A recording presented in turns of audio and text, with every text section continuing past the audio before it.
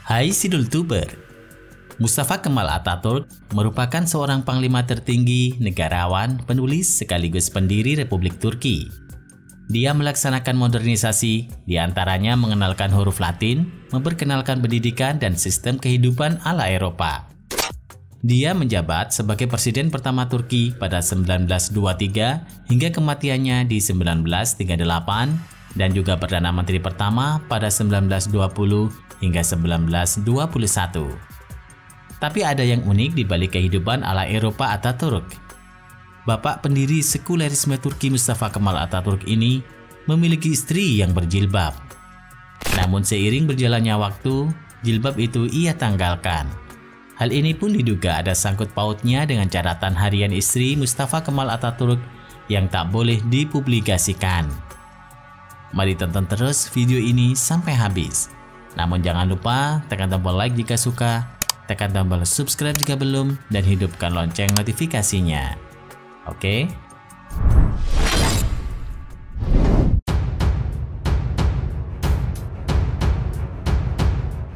Mustafa Kemal Atatürk lahir dengan nama Ali Riza Oglu Mustafa atau Mustafa bin Ali Riza pada 19 Mei 1881 di Salonika, Kekaisaran Ottoman.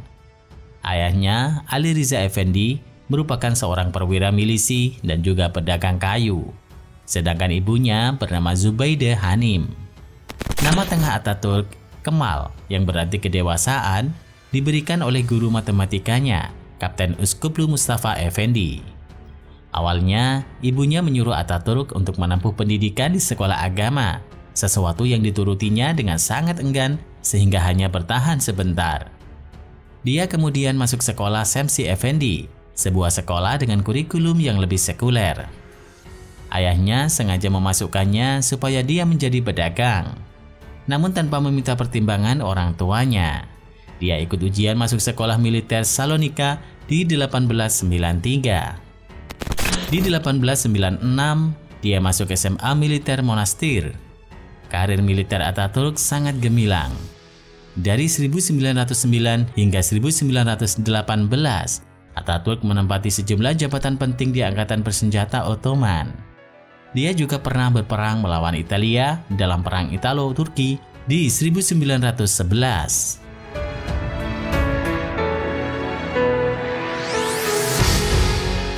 Kemudian pada tahun 1912-1913, dia berpartisipasi dalam Perang Balkan. Selama Perang Balkan II, dia menjadi kepala staf sebelum dipindah ke kedutaan Turki di Bulgaria. Saat Ottoman terjun ke kancah Perang Dunia I bersama Aliansi Sentral, Atatürk menjadi komandan divisi ke-19. Berkat keberanian dan strategi tempurnya, dia membantu menggagalkan invasi sekutu ke Dardanella di 1915 dan mendapat promosi hingga perjanjian Mudron diteken di 1918. Gencatan senjata itu memberikan keleluasaan bagi sekutu untuk menduduki benteng yang mengendalikan saluran air utama dan wilayah yang bisa memberikan ancaman.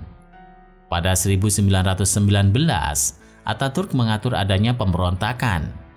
Ketika perjanjian Sevres ditandatangani yang membagi Ottoman, dia menginginkan kemerdekaan bagi Turki. Dewan Pertemuan Besar, sebutan untuk parlemen Turki saat itu, harus mengatur gempuran yang dilakukan Yunani serta Armenia. Serangan itu berakhir setelah Atatürk menekan Traktat Lausanne di 29 Oktober 1923 yang menandai berdirinya Republik Turki dan menjadikannya presiden.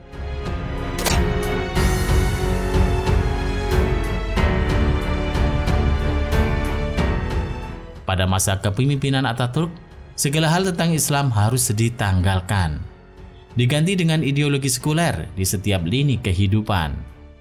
Mustafa Kemal menyontohkan langsung bagaimana melakukannya melalui kehidupan pribadinya. Ia dikenal sebagai pria flamboyan yang suka bergonta-ganti pasangan, penikmat kehidupan malam, dan perilaku hedon lainnya. Disebutkan begitu parah gambaran kehidupan pribadinya.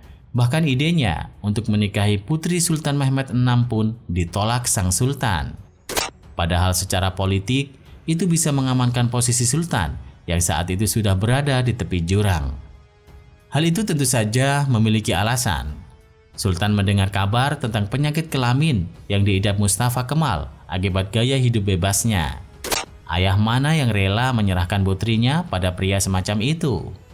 Apalagi Sultan Mehmed VI dikenal sebagai pribadi yang baik dan taat beragama. Mustafa Kemal Atatürk akhirnya menikah dengan Latif Usakligil, seorang perempuan dari keluarga kaya dan terhormat yang pada awalnya masih menunjukkan identitas keislamannya. Ini bisa dilihat dari foto-foto awal pernikahan mereka yang dipublikasikan. Latif terlihat masih mengenakan jilbab panjang dan rapat. Namun perlahan, ia mulai menggantinya dengan kain kecil penutup kepala tradisional yang disebut basor tusu. Hingga akhirnya pada foto-foto kenegaraan, terlihat ia tak lagi memakai kerudung dan mengenakan pakaian terbuka. Lebih parahnya, pada forum-forum resmi, ia mendesak wanita-wanita Turki untuk mengikutinya. Seperti halnya suaminya, ia mempromosikan gaya hidup sekuler melalui isu-isu emansipasi. Upayanya pun sukses. Tak butuh waktu lama, wanita-wanita Turki menanggalkan jilbabnya. Mereka tak sadar, jilbab bukan perkara selembar kain, namun kehormatan mereka yang dicabut negara. Meskipun sukses mempromosikan ideologi sekuler, namun biduk rumah tangga mereka tak berlangsung lama. Hanya berjalan 5 tahun. Keduanya bercerai pada 5 Agustus 1925. Sebenarnya ada yang menarik, seperti yang tertulis dalam buku Madam Atatürk. Ada dokumentasi berupa buku harian dan surat-surat yang ditulis Latif yang dilarang pengadilan untuk dipublikasikan. Pihak keluarga pun menuntut supaya catatan yang kini disimpan oleh Yayasan Sejarah Turki itu tak diungkapkan. Banyak yang mengatakan jika dokumen itu bisa dibaca, mungkin ia sempat menuliskan kegundahan hatinya saat menjauh dari agamanya, melepaskan jilbab dan kehormatannya.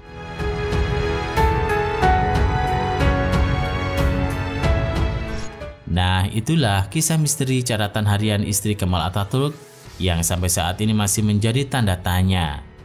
Kalau menurut kalian, kira-kira apa yang ditulis Latif dalam catatannya?